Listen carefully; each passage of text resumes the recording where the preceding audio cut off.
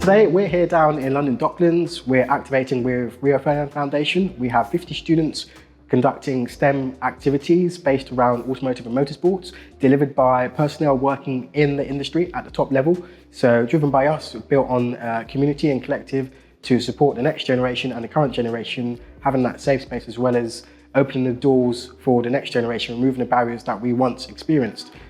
So that's a little bit about what we're doing here today, giving opportunities to the next generation, in particular years 9 to year 11, in partnership with Rio Ferdinand Foundation, where they can have the educational takeaways that link back to the national curriculum, and we can follow that up post-event with resources and materials we can provide to students, to teachers, to parents if they want to know more about motorsports and automotive and how to get into the various roles, because a lot of personnel seem to know only about the driver but not the team that are behind it. You can have roles in logistics, you can be a presenter, you can work in hospitality, you can be an engineer, you can be a mechanic, you can have limitless number of roles, and we're just here to showcase what's possible by us, by the personnel that look like the people we're delivering to here today in partnership with Rio Ferdinand Foundation and supporting the next generation for the current and the future. I think it's quite key. So when you're younger, you don't necessarily have that support group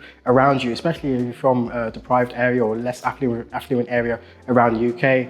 If I was to talk about myself when I was growing up, as previously mentioned, my father passed away when I was young, so I struggled for role models when I was growing up. So it was a case of finding that one interest that I could relate to, and that for me was building bikes, making little robotics, collecting circuit boards, and that kind of progressed into automotive and road cars. But I didn't necessarily know how to get into the industry. I didn't actually start engineering until I was about mid-20s, which is quite late.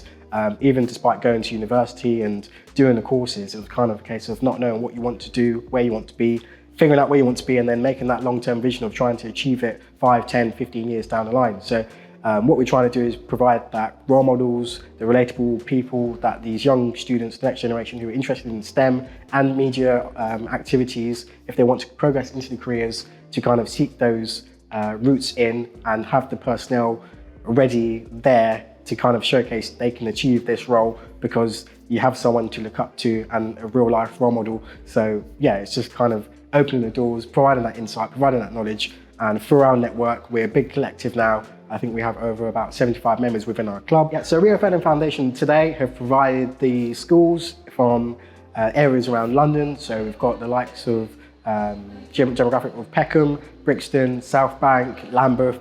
I haven't necessarily considered a career into motorsports, but are keen in STEM subjects, keen in media subjects, and want to kind of open their eyes in terms of what those roles envision and how to kind of get into the industry. And we're just providing that showcase of talent at the top level that this is actually possible for them to do. I think it's quite important to target the age range we've said we would do, because it's the key points of where you pick your GCSEs, whether in year 10, year 11. If you're prior to that in year 9, you're kind of looking at what GCSEs to kind of pick. So these are all quite key areas when you're studying, and to have that kind of clear vision, clear goal of what you want to do as a career, whether it's working in STEM or working in media, you can kind of hone in those skills by having this experience, having a practical experience that you're taking learnings from today's like today without actually knowing you're doing so.